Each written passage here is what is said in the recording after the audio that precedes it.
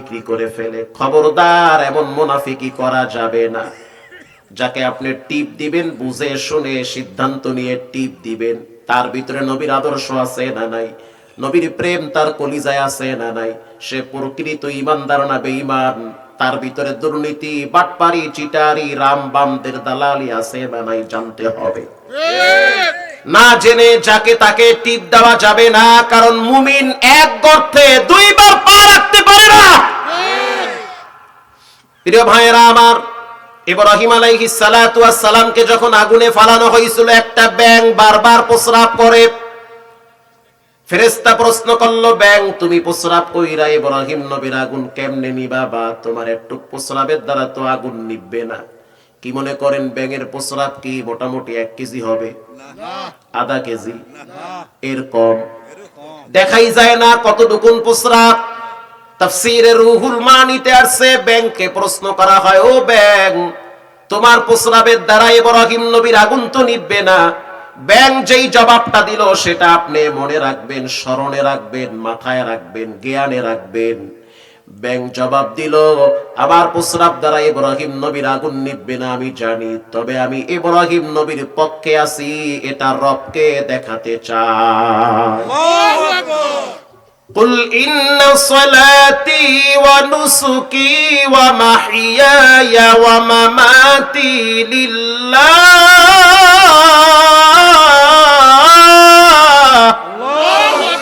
ওয়া মামাতি লিল্লাহি রাব্বিল আলামিন।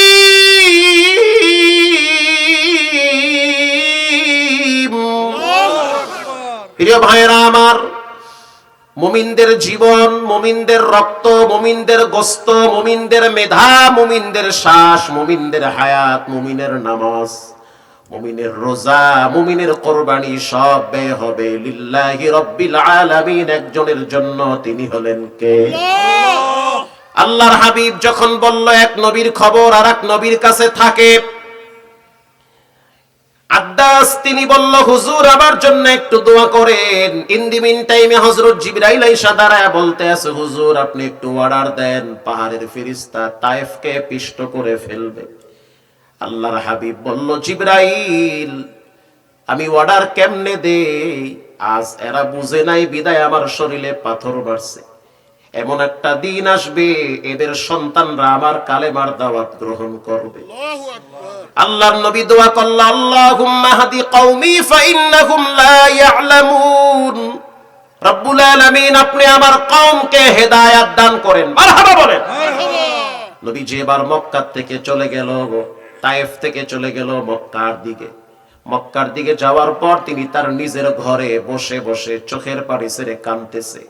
হাতিমে কাবার পাশে বসে বসে কাঁদতেছে আর বলতে আছে, আল্লাহ আপনি আমাকে কার কাছে ছেড়ে দিছেন? আল্লাহ আপনি আমাকে কাদের হাতে ছেড়ে দিলেন? আল্লাহ আপনি কি আমার উপরে রাগ করছেন? কি কথা নবীর, কি মায়া কথার ভিতরে, আল্লাহর প্রতি কি ভালোবাসা। ও মালিক আপনি কি আমার উপরে রাগ করছেন? আপনি কাদের হাতে আমাকে ছেড়ে দিলেন? আল্লাহ তাআলা কোনো উত্তর না দিয়ে বুঝাইতে চাইলেন যে আমি উত্তর দিব না, কাজের মাধ্যমে দেখায় দিব যে আমি আল্লাহ আপনারে কত ভালোবাসি। নবীজি ঘুমায় গেলেন। বুখারীর হাদিস, মুসলিমেও আছে, নবীজি ঘুমায় গেলেন। আল্লাহর হাবিব বলল, আমি যখন ঘুমায় গেলাম বুঝতে পারলাম গভীর রাত্রে আমার মাথার উপরে ছাদটা ফাঁকা হয়ে গেছে। আল্লাহু আকবার জোরে বলেন। এটা মুসলিম শরীফের হাদিস। যখন ছাদ ফাঁকা হয়ে গেল আমি তাকায় দেখলাম ফানাজালা জিবরাইল, জিবরাইল ভিতরে প্রবেশ করছে। সুবহানাল্লাহ। জিবরাইল তো দরজা দিয়ে ঢুকতে পারতো, অন্যদিন তো দরজা দিয়ে আসে, আজকে মাঝখান দিয়া কেন আসলো? জিবরাইল বুঝাইতে চাইল, হুজুর আজকে যা ঘটবে সব ব্যতিক্রম ঘটবে। আল্লাহু আকবার। হযরত জিবরাইল যখন ভিতরে প্রবেশ করলো, প্রবেশ করার পর এবার আল্লাহর হাবিবের কাছে এসে বলল, হুজুর ইন্নাল্লাহা ইয়াকরাউকাস সালাম, আল্লাহ আপনাকে সালাম দিয়েছে। শুধু তাই না, আল্লাহ আপনার জন্য অপেক্ষায় আছে, আপনাকে দাওয়াত দেওয়ার জন্য, নেওয়ার জন্য আমাকে পাঠাইছে। আপনি চলেন। কোথায় যাব? বলে জমজমের কিনারায়। নবী করিম সাল্লাল্লাহু আলাইহি ওয়াসাল্লামকে জমজমের কিনারায় নেওয়া হয়। জমজমের কিনারায় নেওয়ার পর সেখানে কুদরতি ভাবে ওপেন হার্ট সার্জারি করা হয়, শাক্কে সদর সিনা মোবারক চাক করা হয়, ভিতরটা ফাইরা জমজমের পানি দিয়া পরিষ্কার কইরা ঈমান আর হিকমত দিয়া পুরা ভিতরটাকে আবার আটকায়া দিছে। মারহাবা। হযরত জিবরাইল বলল, হুজুর আপনাকে নেওয়ার জন্য যেই বাহনটা নিয়ে আসছি ওটার নাম হলো বোরাক। বোরাক বারকুন থেকে বোরাক, বিদ্যুতের চেয়েও এটার গতি বেশি। ওগো আমার হাবিব, ওগো আল্লাহর রাসূল, এই বোরাক আপনাকে নিয়ে সোজা বাইতুল মুকাদ্দাসে চলে যাবে। একেবারে সাউন্ড মুক্ত, চুপচাপ আমার দিকে তাকা। এই বোরাক আপনাকে সোজা বাইতুল মুকাদ্দাসে নিয়ে যাবে। আল্লাহর হাবিব বলল, আমি তাকাইয়া দেখলাম বোরাকটা হলো খচ্চরের চেয়ে বড়, গাধার চেয়ে ছোট, ছোট্ট একটা প্রাণী, পুরা শরীরটা হলো সাদা। মারহাবা। মুসলিম শরীফে আসছে, নবীজি বলল, আমি তাকায়া দেখলাম বোরাক ভাব নিছে। বোরাক একটা মুডে ছিল, লাফালাফি করে, কেমন কেমন ভাব। হযরত জিবরাইল পিঠে হাত দিয়া বলে, বোরাক এমন কেন করো? তোমার পিঠে এমন একজন ব্যক্তি বসবে, তিনি হলেন কুল কায়নাতের জন্য রহমতওয়ালা। আল্লাহর পরে যার মর্যাদা সবচেয়ে বেশি, তিনি তোমার পিঠে বসবে। আল্লাহর রাসূল বলল, বলার সাথে সাথে আমি তাকায়া দেখলাম বোরাক স্থির হয়ে গেল। স্থির হওয়ার পর আমি বোরাকের পিঠে বসলাম। বোরাক তার গতি এত বেশি যে এক লাফে তিনি এত দূর পর্যন্ত যেতে পারে যত দূর পর্যন্ত তার দৃষ্টি যায়। বিদ্যুতের চেয়েও বোরাকের গতি বেশি। এক টানে নিয়ে গেল বাইতুল মুকাদ্দাসে।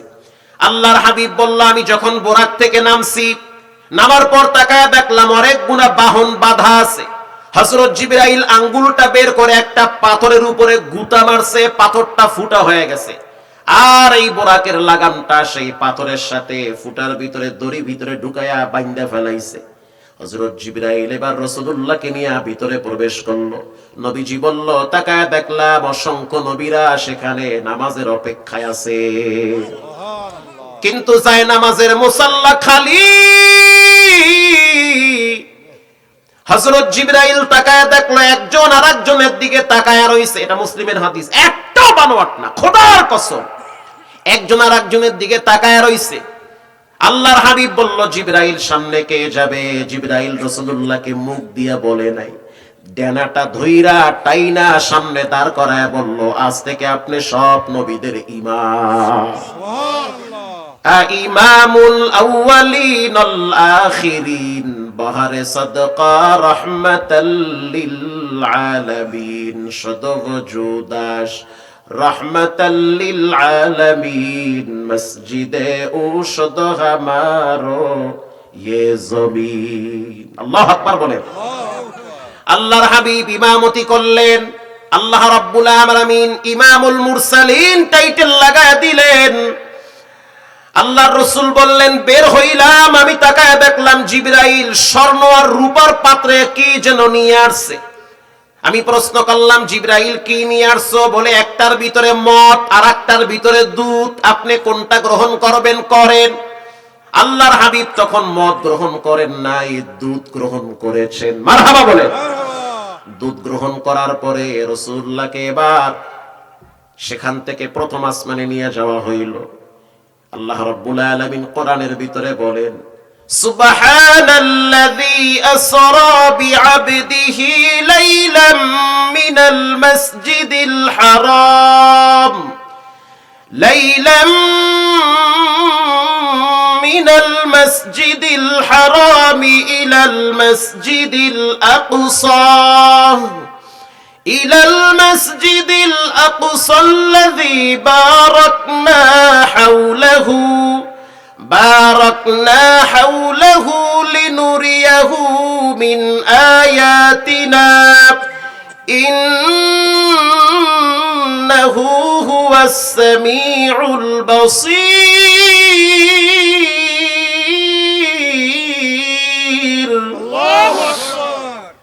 আল্লাহ রাব্বুল আলামিন বলেন, আমি আমার বান্দাকে রাতের কিছু সময়ে ইসরা করিয়েছি বাইতুল্লাহ থেকে মসজিদুল হারাম পর্যন্ত। এটাকে বলা হয় রাত্রিকালীন ভ্রমণ। ওখান থেকে প্রথম আসমানের সিঁড়ি লাগায় দেওয়া হইল। বর্তমান আধুনিক বিজ্ঞানীরা যদি একটা লিফটে চইরা 3 সেকেন্ডে 100 তলায় যাইতে পারে, রব্বুল আলামিন তার প্রিয় বন্ধুকে 1 সেকেন্ডে প্রথম আসমানে নিতে পারে। ঠিক না ঠিক? নিতে পারে। নেতার বিরুদ্ধে কিছু বললে তোমার রাগ উঠে, নেত্রীর ব্যাপারে কিছু বললে তোমার মাথা গরম হয়, বিশ্ব নবীকে যখন গালি দেয় তখন তোমার রক্ত মাথায় কেন উঠে না? বগুড়ার মুসলমান আওয়াজ তুলতে হবে, ডানে বামে কোন বেঈমান যদি রাসূলকে গালি দেয়, নবীর স্ত্রীদেরকে নিয়ে যদি ব্যঙ্গ করে, কোনো কথা নাই, তুমি নামাজ পড়ো চাই না, পড়ো দাঁড়িয়ে আছে চাই নাই, সেটা দেখবো না। স্পষ্ট আওয়াজ তুলতে হবে, নাস্তিককে প্রকাশ্যে ফাঁসির কাস্টে ঝুলাতে হবে। লিল্লাহি তাকবীর, আল্লাহু আকবার, তাকবীর, আল্লাহু আকবার, কোরআনের আলো সংসদে জালো, লিল্লাহি তাকবীর, আল্লাহু আকবার, তাকবীর, আল্লাহু আইনামা সুকিফু উখিযু ওয়া কুতিলু তাকতিলা। আল্লাহ বলেন, আমার কথা স্পষ্ট পরিষ্কার কথা, আইনামা সুকিফু উখিযু ওয়া কুতিলু তাকতিলা। কেউ যদি আল্লাহরে গালি দেয় সে আর মুসলমান থাকে না, সে মুরতাদ হয়ে যায়। কেউ যদি রাসূলকে গালি দেয় সে ঈমানদার থাকে না, সে মুরতাদ হয়ে যায়। মুরতাদদের ব্যাপারে সমস্ত ইমাম এক, সমস্ত নবীরা এক, মান বাদ্দারা দীনান ফাকতুলু। যে রাসূলকে গালি দেয় তার শাস্তি হবে কল্লা উড়ায় দেওয়া। এটা শরীয়তের আইন, কোরআনের আইন। এটা প্রিয় ভাইয়েরা আমার, কষ্ট হয় আপনাদের? হয়, একটু কষ্ট হইতেছে মনে হয়। প্রিয় ভাইয়েরা আমার, হযরত জিবরাইল রাসূলকে নিয়ে প্রথম আসমানে চলে গেলেন। প্রথম আসমানে যাওয়ার পর মনে রাখবেন, প্রত্যেকটা আসমানের 2টা করে দরওয়াজা আছে। মারহাবা বলেন। একটা দরওয়াজা দিয়া বান্দার দোয়া উপরে যায়, আর একটা দরওয়াজা দিয়া রব্বুল আলামিনের পক্ষ থেকে